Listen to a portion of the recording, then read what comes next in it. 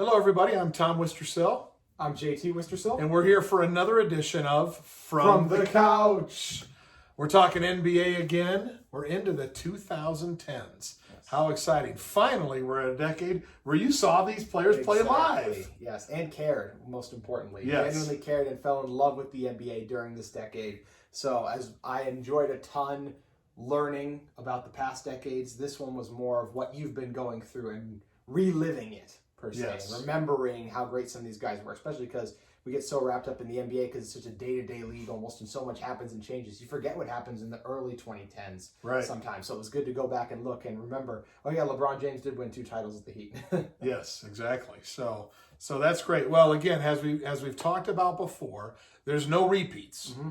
So you won't see Kobe Bryant or Tim Duncan on our list of the 2010s because they were on the last list. Mm-hmm. So we start over with a new group. We're going to go 5 through 1, but there is an honorable mention as well. So let's start with that, JT. So who's your honorable mention player who would be number 6? The second all-time leader in triple-doubles with 146. It would be Russell Westbrook.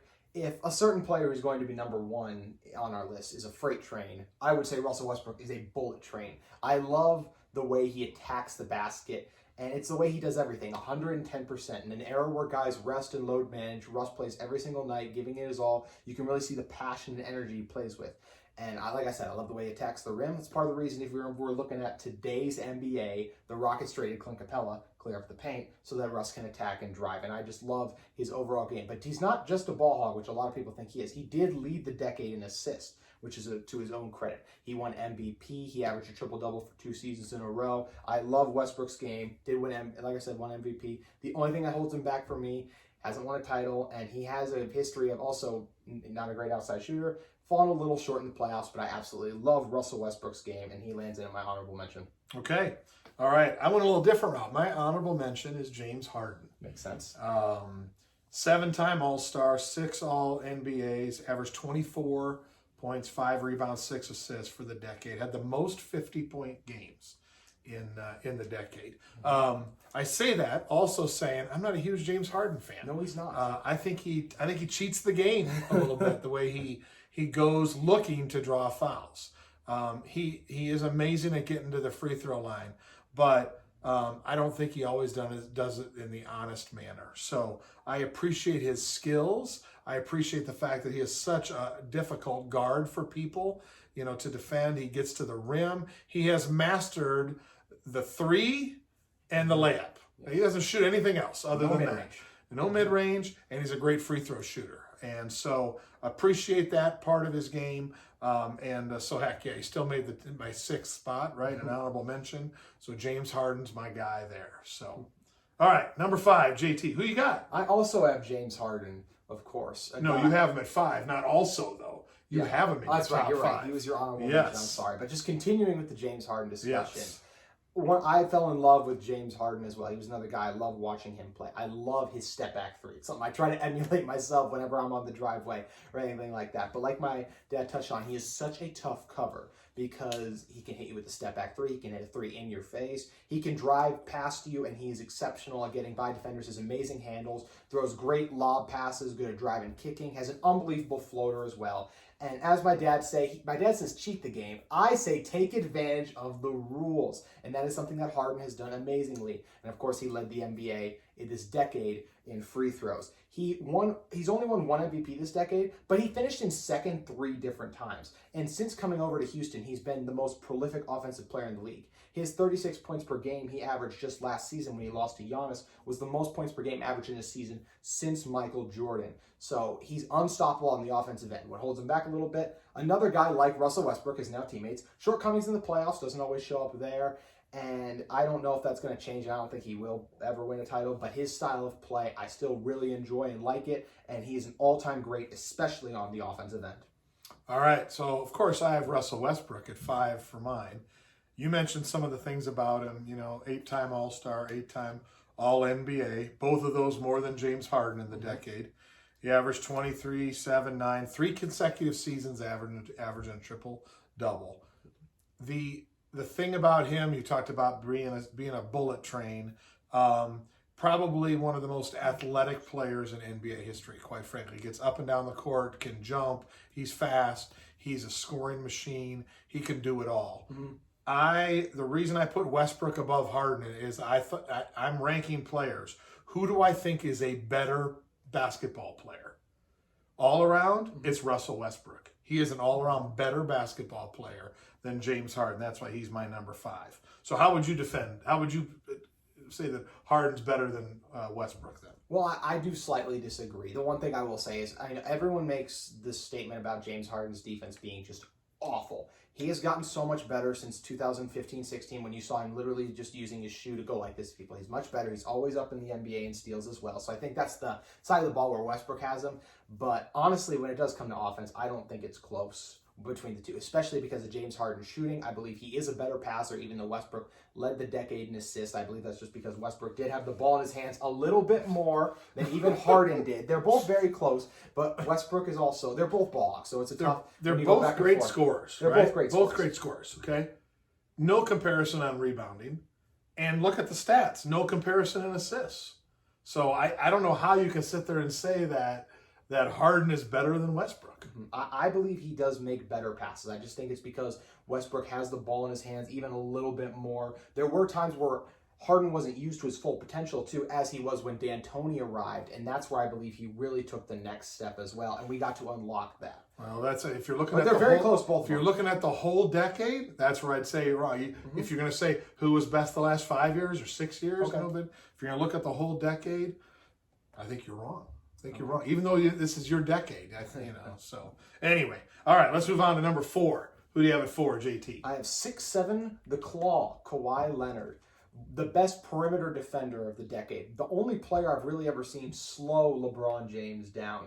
He's really matured throughout the decade, starting out as his pop on the scene performance and back in the 2013 or 14, I believe, finals when he won Finals MVP for his performance there. Then those other guys retire, the other Spurs. It becomes his team, and we see him take off and become one of the best players in the league. He did get hurt, but when he was able to come back, he helped win Toronto a championship in an amazing run, and he's dominating the NBA today with the Clippers. He's able to, like I said, defensive, 2-time defensive player of the year, 5-time all-defense, awesome defender. But on the offensive side, his game has really grown as well. Become a much better three-point shooter. He's always been a really good mid-range shooter. He's probably the best mid-range shooter in the game today, honestly. I think just the variety of ways he's able to get shots down there. It's so hard to guard. His shot looks almost like a laser almost, but it's effective and almost always goes in. He's extremely efficient.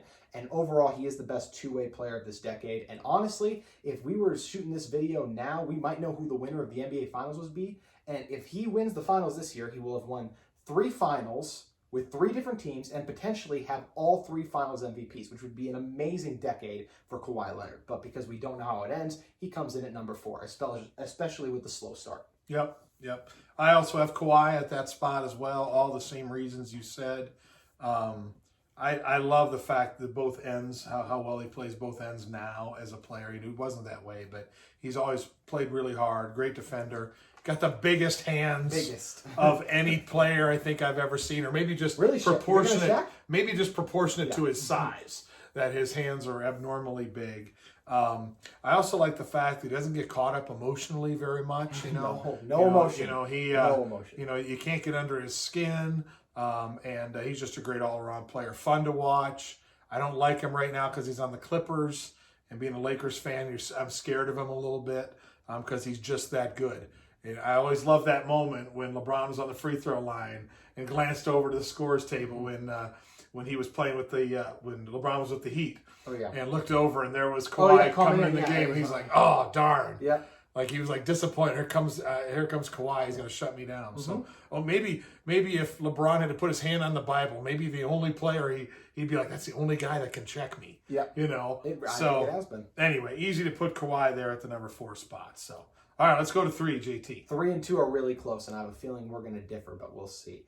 Number 3, I have Steph Curry, the 2-time MVP from this decade, and the person who revolutionized the game of basketball. It's why you go to AAU games, high school games, any level, kids, all that, and everyone wants to shoot a 3. Everyone wants to be Steph Curry because it's fun, it's exciting. He has the most threes in a season. He's already had the 3rd most threes of all time, and he really wasn't a great player in this decade. In 2013-14 is when he really grew into his own as a player. And just the limitless range is what really stands out. He has great handles as well. As Chris Paul, he will definitely tell you that. He's dropped him twice. I'm also blown away by his energy on the offensive end. He's able to just fly around all over the court, do whatever it takes to get just that slightest space to get his shot off. So he's also a really underrated passer. I just think they use him so much more as a shooter because that's where he's most effective. We don't get to see him with the ball in his hands as much as they give it to Draymond Green. But he is a is he four-time? I might mess that up actually.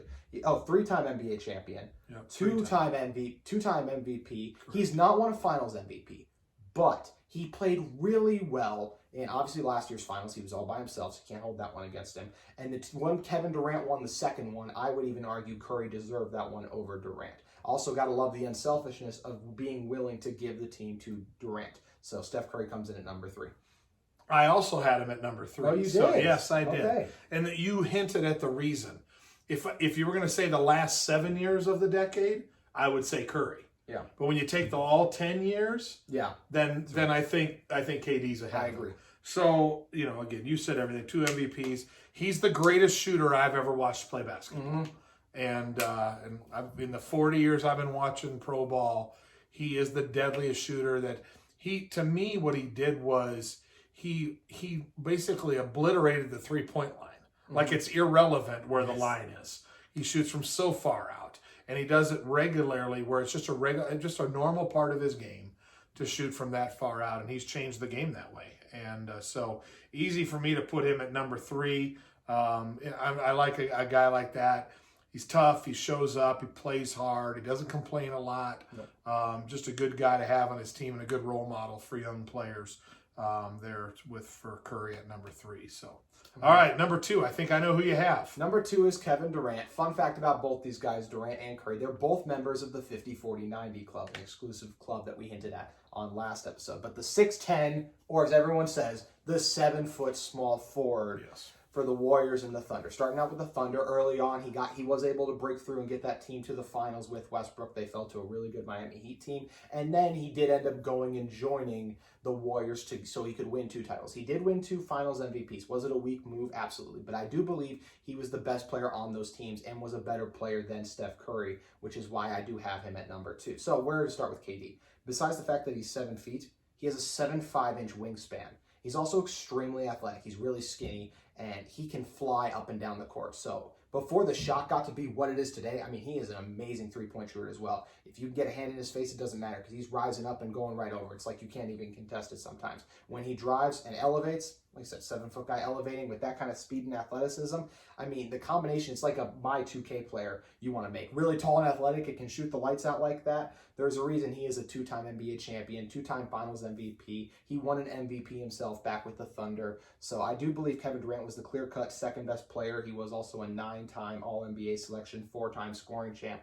The number 2 guy of this decade, and it's no shame when you're comparing to number 1, but I do really enjoy KD's game. Yep, KD's number 2 for me as well.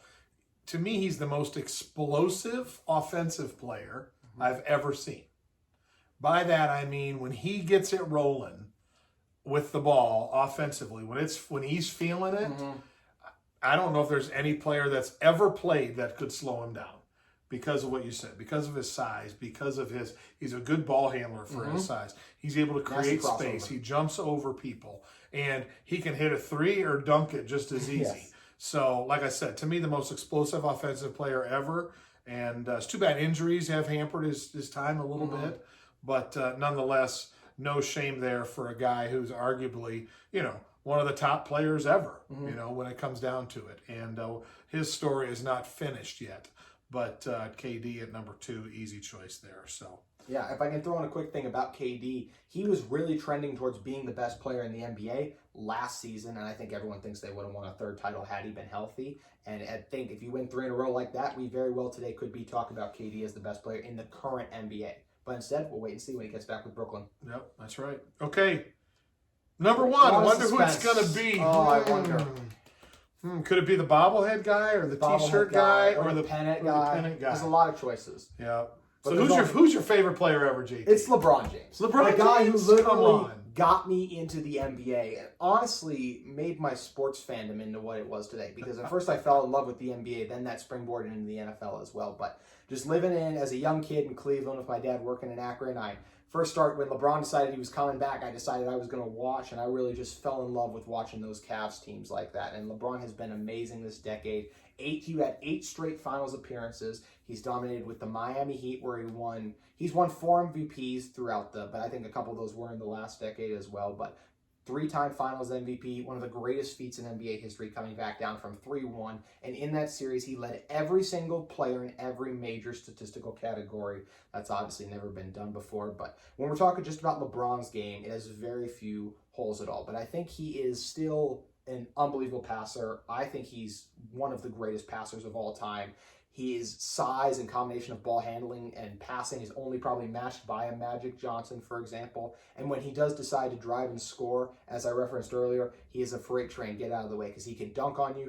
He's very good at finishing at the rim as well. And like I mentioned, exceptional passer, so he's going to kick it out as well. Really good defender, younger LeBron was. He's become more of a point guard in the later years with the Lakers as well, but he really does have an all-around game. Some people like to knock him because he's not clutch. Well, he has the most playoff buzzer beaters of all time with 5, and throughout this decade, he has been one of the clutchest players down 24 seconds. So I really believe there are very few holes when it comes to LeBron James. And if we're talking all-time really quick, he's already 3rd in scoring, 8th in assists, 49th in rebounds, 13th in steals, and 14th in made threes. The all-around game of LeBron James is why he's the #1 player of this decade, and I believe the greatest player in NBA history. Wow. Big statement there. Shouldn't be surprising, though, if you know me. He's one of the 3 greatest players ever. If you say Jordan, Kobe, and him. What separates those guys is maximizing their talent with the will to win and the ability to get better through their career. LeBron's done that. He's adjusted his game. The pressure that's been on him to perform at a high level his whole career is, unmatched, quite frankly. Kobe was amazing when he was younger, but Shaq was playing with him. He had another top 5 to 10 player with him. LeBron didn't have that early in his career in that. So no, it's easy to take for granted what LeBron has done in the last 10 years with the NBA. And I hope that people start to realize now as he nears the end of his career with the Lakers, just how much we're going to miss him when he's gone. Yes. That he is such a great player and does everything right. He's everything that's right about basketball. He's everything that's right about the NBA. He's a great family man and a great father. And he's a Laker, too. I mean, how can you not like him for that? But certainly all the stats play out that way for him to be the player of this decade. And, if we get the NBA going here, let's see what happens, in Orlando. And maybe there's a chance the Lakers can win another title. And they can put together a little run here with him and AD. But nonetheless, you can never take away anything from LeBron James, who's a clear #1. And as I mentioned that stat earlier with Kawhi about being the 3-time Finals MVP with 3 different teams, LeBron could go for the exact same thing. Most people obviously have Lakers and Clippers as the favorites, so it'll be very interesting to see which one of those guys makes history. That's right. So, well, that's great. Well, we appreciate you joining us here as we take a little history tour through the 2010s, and we'll look forward to doing the next episode here on From the Couch. So we'll see you next time, and go Lakers.